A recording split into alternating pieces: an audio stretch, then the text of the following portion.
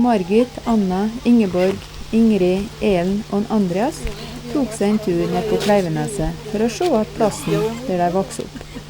Nå det nye hus her etter at neste generasjon har tatt over. Da de vokste opp var de 10 søsken, 4 brødre og 6 søstre. Og det var 20 år mellom eldste og yngste mann. De har mange minner herifra, men tida I ferd med å viske ut alle spor. Flytta på setra med kalver, så vet vi det her jo en gripbøs. Det var noe nytt. Det var Ingrid og Margit Strand. De var ute I bøs. Ta noe mamma. Ja, mamma, Margit Strand og jeg. Du flyttet på meg kalver den dagen. Det bildet av huset.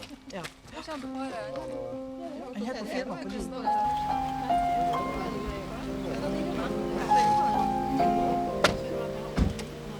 Jeg og Margit lå noe mest I lag da. Samme skueseng da, vet du. Og da målte Margit midt av da, liksom. Jeg skulle ikke komme inn I streken.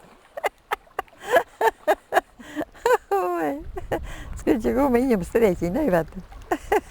Tenk hva lå noe da sto og to. Man har 4 senger inn på Staulofta da. Mamma og pappa lå noe til I senga. Andreas lå noe til I senga at man bryter han, tror jeg. Når man vegger. Bryter? Ja, bryter som slekt gjør seg. Han I Per og Pitaja. Kom det fremmedfolk, så var man en sengbenk I stauen. Så hvis det kom fremmed, så satte vi oss dit I rad rekke. Og da sa de det, så var jeg med, kom på besøk at det var noen forferdelige rolige unger det her på nesa. Og da satt vi der og hørte det prate, da vet jeg. Hva var det de gjorde for å få dere slik da? Jeg vet ikke. Nei, det var et rolig miljø. Var ikke, fløg ikke opp. Nei. Hvordan var de foreldrene? Det var snill og rolig. Ja. Og det, ja. Og foreldre til søskene var altså Erik og Olise Kleivenes. Olise var født I 1883, hun ble 68 år og døde I 1951. Erik han var født noen år tidligere I 1875, og han var 69 år da han døde I 1944. Erik var oppvokst på Kleiveneset, mens Olise hun kom fra Ytromald. Det var aldri overlikt. Ja. Aldri noe kjefting og styr. Aldri. Nei. Det skal de ha all ære for, ja. Det ganske godt samhold mellom søskene. Ja da, ja da. Det kommer til? Ja. Det tror jeg at det var så rolig I miljøet inne I huset og rundt om. Det var ikke noe slags kjefting og husering og slikt. Aldri vært. Nei. Nei. 10 unger så var det noe mye, ja. De fikk noe streve for I alle fall. Det var ikke så enkelt, men I huset far min og far maten, det gode humøret den kunne jeg ha selv med alt strevet. Og mor min har alltid alder at hun var sint og lei. Så de har noe godt I lag. Jeg kan ikke tro annet. Mamma hadde noe travelt med arbeid, og kunne vi gjøre noe så måtte vi hjelpe til. Og slik. Og passe mindre unger. Jeg så eldst, og jeg Molla var nå eldst. Arbeidet gjorde jeg. Og I huset der, når Molla var nå eldst, så vet du, til alle til oss. Og I huset mamma sa det en gang. Ja, det var annerledes for Molla, sa hun når hun vokste opp. For hun satt og strekket, og så hadde boka framfor seg, og så vågget med foten. Så hun gjorde 3 ting samtidig, sant? For det var mye votter labber som skulle til.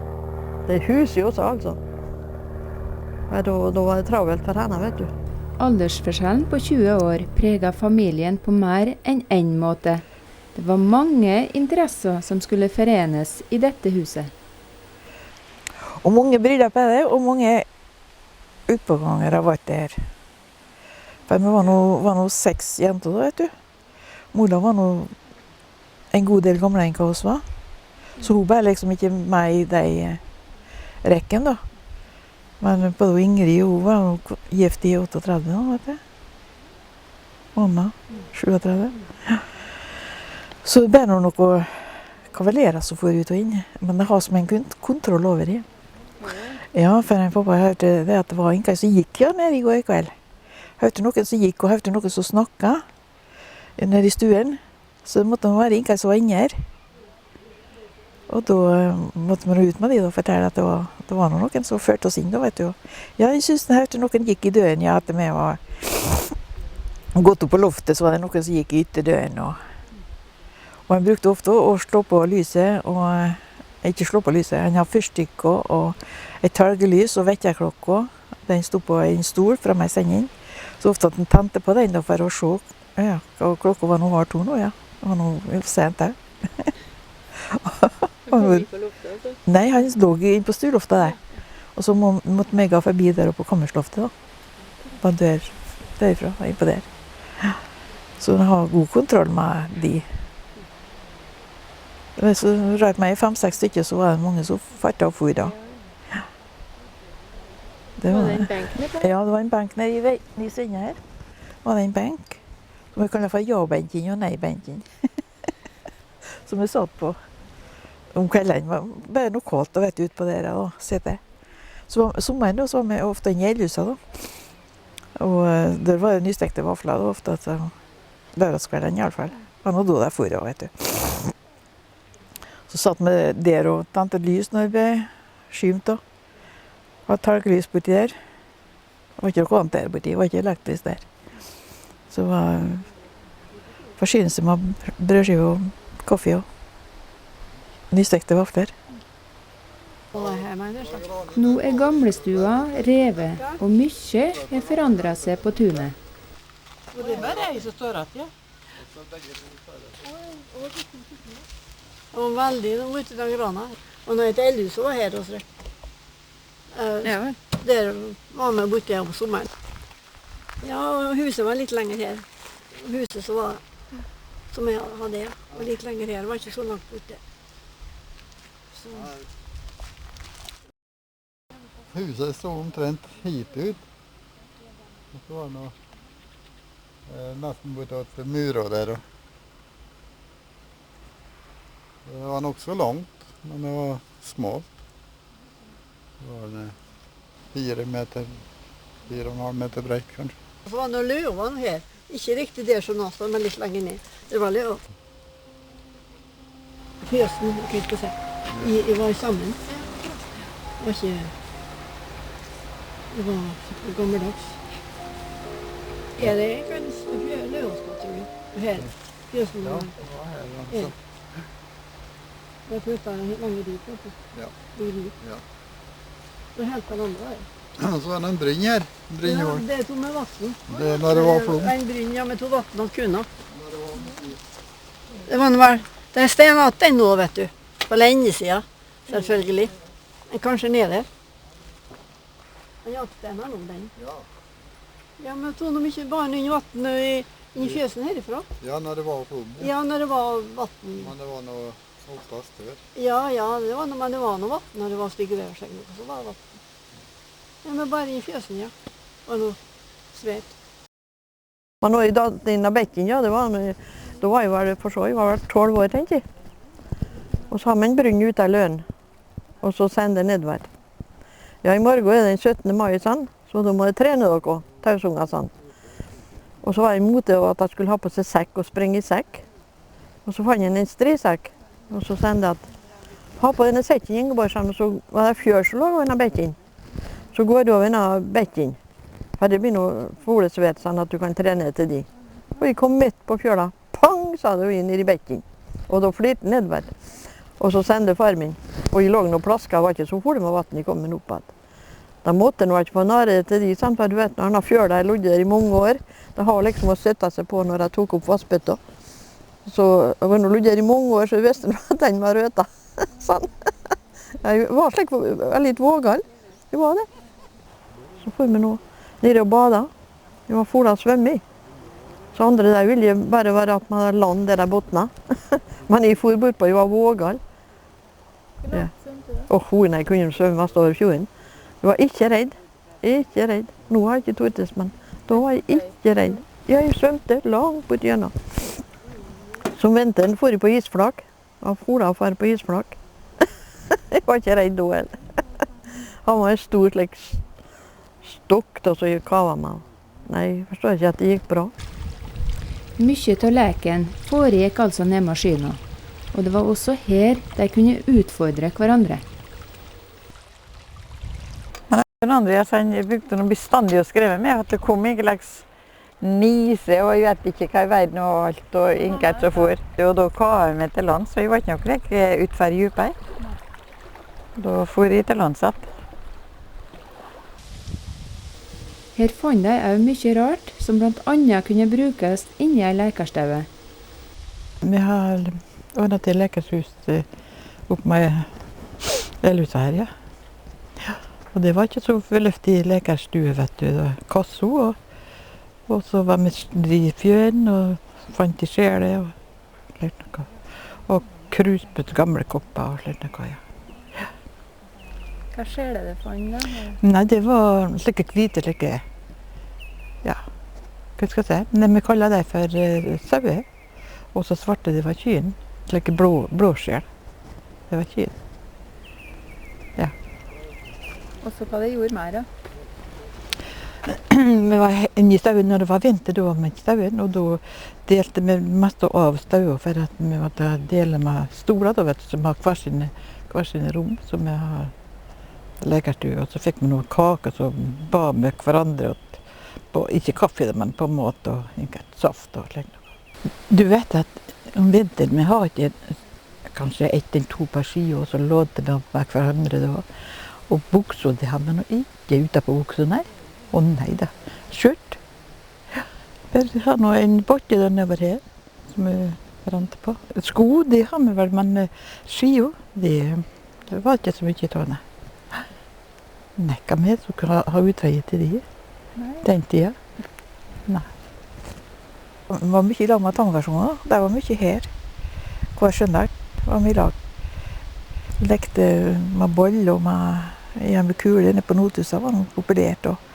Og bading selvfølgelig om sommeren. Ja. De lekte seg og var på mange måter beskyttet fra den voksne verden ned på nesa. Andreas ble for eksempel fortalt at da han ble født, så kom han ut av magen på en fugl. Jeg vet når Andreas skulle bli født, så måtte jeg ta med alle unntatt Royalen opp i Tammerveien, og var der. Jeg stod for å hente doktor og greier hit til da. Og jeg får opp i Tammerveien. Og var der hele dagen, til så lenge vi så at doktoren reiste. Og da gikk vi hjem. Når Andreas kom til verden, så ble vi haft ut av huset og måtte opp i Tammerveien, vet du, var der. Det var også stort. Ja. Nei, det skulle være stilt om det. Skulle ikke holde på å opplyse og prate om hva slags slikt. Nei, det var noe som hører til mann og kjæring. Ja.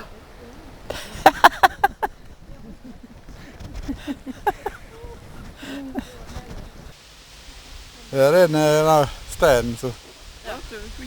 Ja, så jeg påstår at kråka skjøt meg på den steinen her.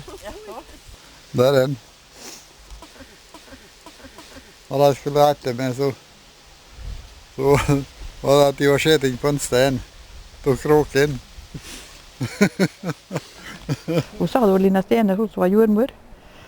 Det er bra nok det, så at ungene får vite det, at det blir fløye på en, kommer en fugl.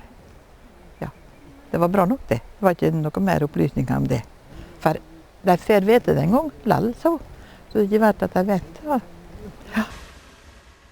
Her er nesten alle samlet. Fra venstre ser vi jentene Ingeborg, Ingrid, Molla, Margit og Elen. Bak står Edvard, mens foran Olise og Erik, der står Andreas og Anna. De 2 eldste, Ole og Olaf, hadde allerede reist til Amerika, sammen med onklene sine fra Ytteromald. Mange måtte det denne tida. Det var lite med arbeid omkring i bygden. Ole han var vekk i 12 år, og Olaf han var vekk i, tror jeg var 5. fremover. Og det var ikke noe ferdig hus som stod ferdig til deg. De måtte bare krype inn i et lite hus, og de var, ja. Nå nei, jeg skal si at de måtte arbeide før i tiden. Tyngre i den tiden i dag. For i dag er det så mye redskaper som ikke styrer det litt fint. Men før i tiden så var det hakke og spa og grev. Husker du godt når Ole kom hjem? Ja, det husker jeg det var i 37. Nå var på måte og tog imot nå. Jeg og mamma og pappa. Og jeg husker det var en som spiller gitar og sang på målet på torvet. Og han har ikke... Han har votta, det var så kaldt, han har votta, men fingrene på vottaen var avkløft. Det syntes jeg var noe rart. Men Olaf kom hjem fra Amerika. Vi var så spent da, vet du. For å se han, ja. Han har han i kofferten da, vet du. Og så særlig ta trekkspillet som Olaf har med seg pianotrekkspill.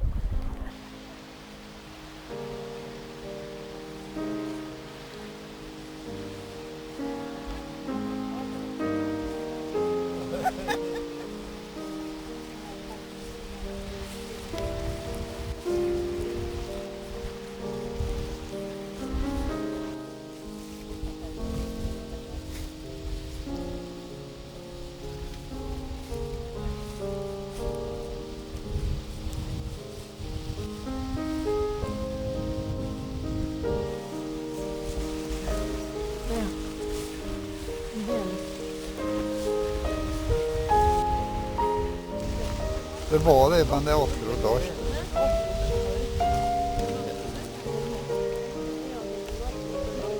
Ja, nei, det er ikke. Så bygde du hytte der. Nei, på Molde kan det hete Slektmann og Nyvold.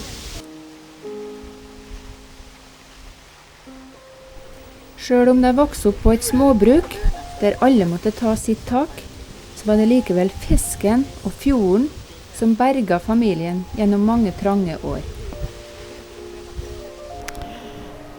Nei, det var når pappa sa at når han så noe så spratt og det kom våren sin gjennom. Nei, nå må vi nå skynde, for nå er det noe som kommer våren og ut med noe. Og i sporet nå, da falt vi gikk når skynda at de må få slippe å ro i dag. Og få en gang til inn. Ja, jeg svarte ikke om å gå på dem. Og når vi kom ned til Nordhuset og skulle på skyen, så det blir med rød, du, Andreasen. Så rodde fjorden ut og inn hele kvelden. Og de lå nå på notbåter og flirte og hauka og fortalte historier. Og vi rodde og trefte noen andre som var nordpå og så ut på, men å stoppe og prate med deg da, selvfølgelig. Så det var mye roing. Vi kunne jo ro uten å skryte, for det var noen sommer som slubber deg med håret når de rodde at de skremte noe vekk. Det så. Så jeg har rodd mye igjen og har huing igjen. Det var fisken som redda oss, vet du. Fisk og sild og skyen. Ja.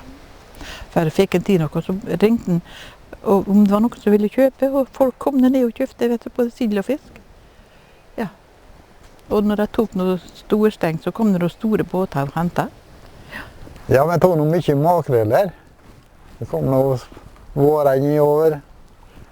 Det var små makrell mye, det var vanskelig å få særen. Det var noe 2 øre stykket.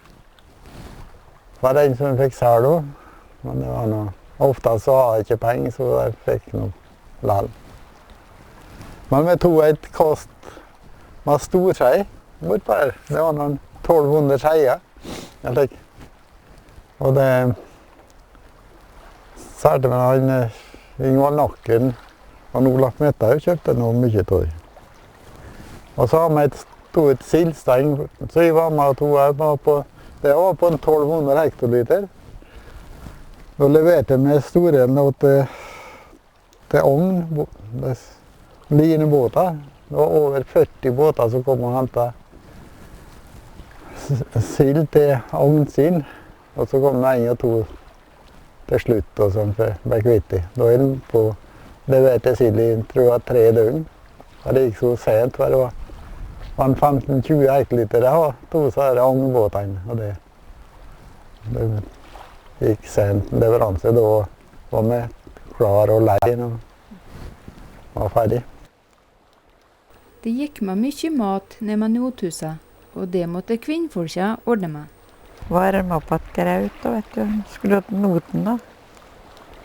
Notakaren er nå ofte at det kom med graut. De som var med Noten, kom det ikke nedover med grautaspannet og varme. Ja, kom ned til Nothuset inn på der. Ja, så det åt. For det var tidlig på dagen. Vet du, jeg kom fra Notabø og slekt. Det var masse graut, det var ikke så mye kake. Ja. Oppåt varme graut, da. Slik noe. Mer dyppe nedi oss. Sirup. Det var slik noe. Middag, nei, man var litt og kort. Man har mye fisk, da, vet du, med og laks og leks, var noe kjøttkake.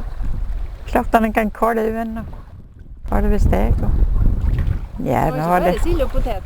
Nei da. Jeg åt noe smør og potet, og sos og potet, for jeg har ikke så full av potet. Fisk. Jeg trodde ikke at det bare folk helt av meg. For jeg likte ikke. Jeg likte ikke det. Jeg var kresen. Var det sultne noen gang, da? Nei. Vi hadde te om lørdagskveldene og søndagskveldene og sukker, og det var ikke noe som manglet. Hva smak det var da? Nei, vi hadde noe boller, vi var noe lapskaus, og det var noe kjøttsuppe, og det var noe slik mat, sånn, og laks og fisk og sild og den slags. Sakta noe sild, vet du, som han tynne nede i Naustad. Så hvis en skulle ha spikkesild, så måtte en liten hente det. Jeg strever mye nå med. Jeg tenker på mest når vi var borte i Langrygga og hogde ved. Langt oppi, det var en skogsvei som gikk oppover der, og langt oppe av skogsveien hogde med bjerk. Og dro det på støttingene under, for det var så brått, det var ikke råd for det ut med hest. Og dro det under på støtting, og dro det på andre kjelken i skyene. Man leide noe hest sommertid og kjørte det ned. Og så måtte vi ro på Salpeneset, vi kaller det et nes utfor Sotåen. Og rodde det hjem og i fjører og bar det opp og kappet med grensene her opp med og pløyde det og hyvte ingen naustet og skar opp. Og når det ble tørt, så bar vi i sekke på nakke opp i skåtet og tømte det opp i lønene. Så den fjelga mange ganger den veien for at den kom innom. Og så når de rodde hjem av ved, vet du, helt borte innenfra Salpeneset, og rodde og kom til. Og så var vi nede da, vet du, og hjertet til å dra opp ved. Ja, noe Sagasund og ha på Nøstlemmen, skar opp der.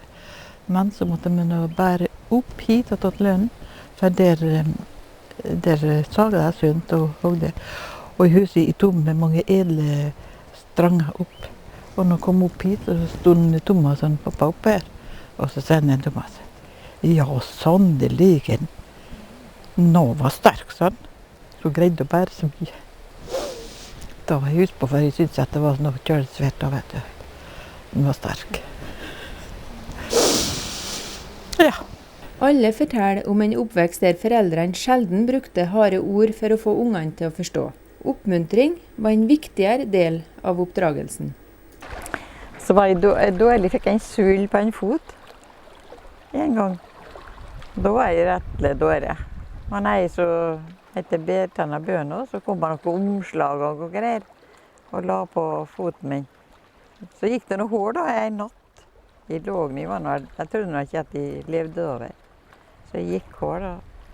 Så ble det noe bra, men jeg fikk noe 25 og 5 øre for at de åt og litt grann. Drakk en melkesupertekt. Det var, jeg lå i høy feber, vet du. Jeg kjente noe såpass at jeg hadde 3,50 kjøpte meg et par kalosjer. Også Ingeborg har mange gode minner fra foreldrene sin måte å oppdra ungene på. Som har det skikkelig kjekt. Det var noe helt sikkert. Og så gikk jeg nå på Setra da, i 11 år. Var i Setertaus. Huset far min sa at nei, og Ingeborg litt på Setra, for hun er så tidlig oppe om morgenen. Og jeg var jo slik morgensfugl.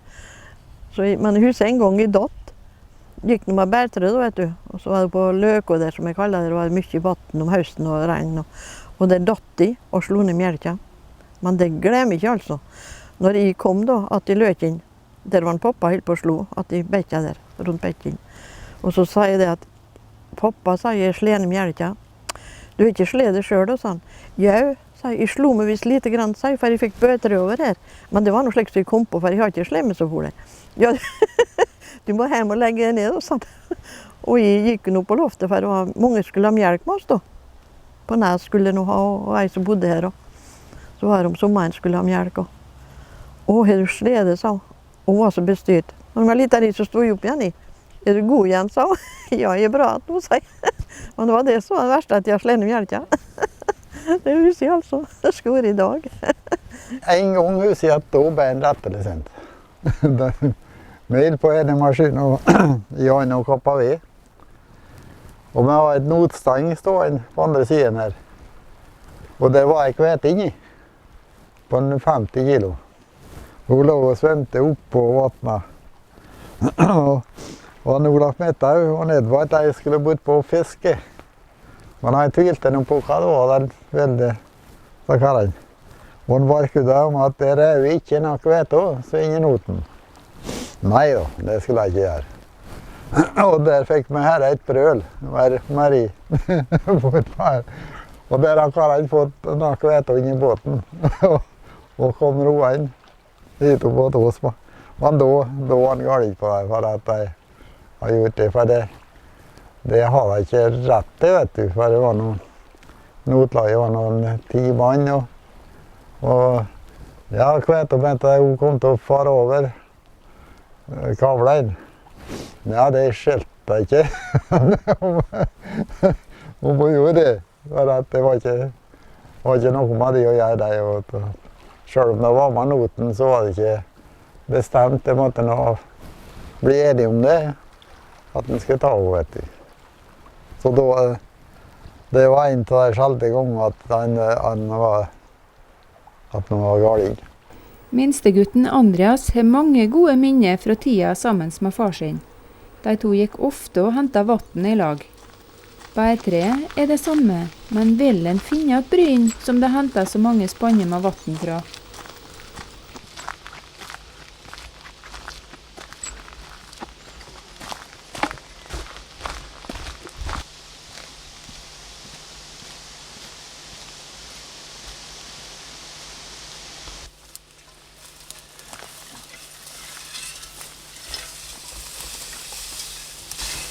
Det var noe her.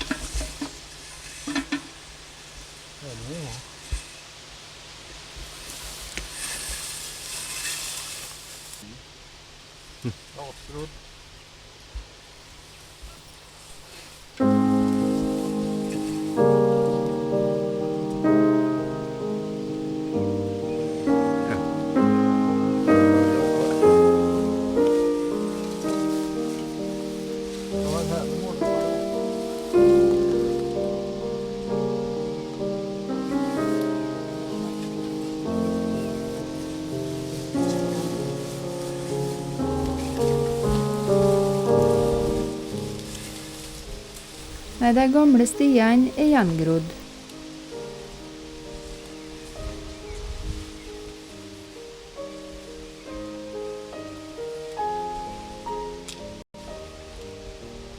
Og de gamle brynnene er atsteiner.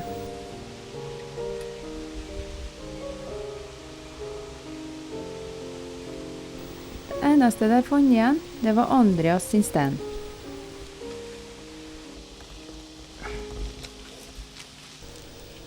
Men Olise og Erik fikk mange etterkommere, som slik alltid vil ha sine røtter ned på Kleiveneset.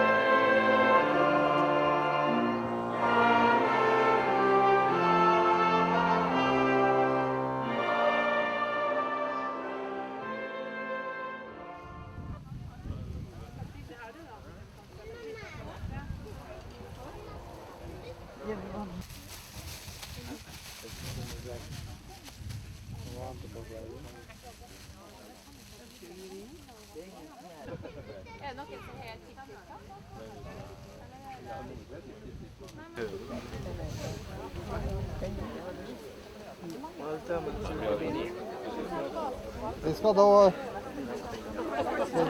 få sette seg blomstrene på graven og grava åt foreldrene våre. Og dit er Halsik.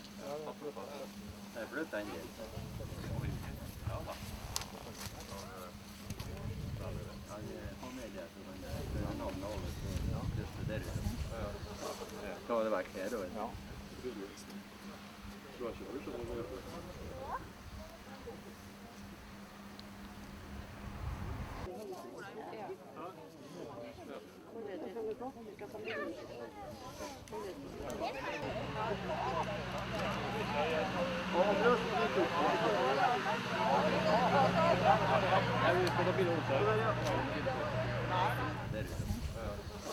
Ta det vekk her, da.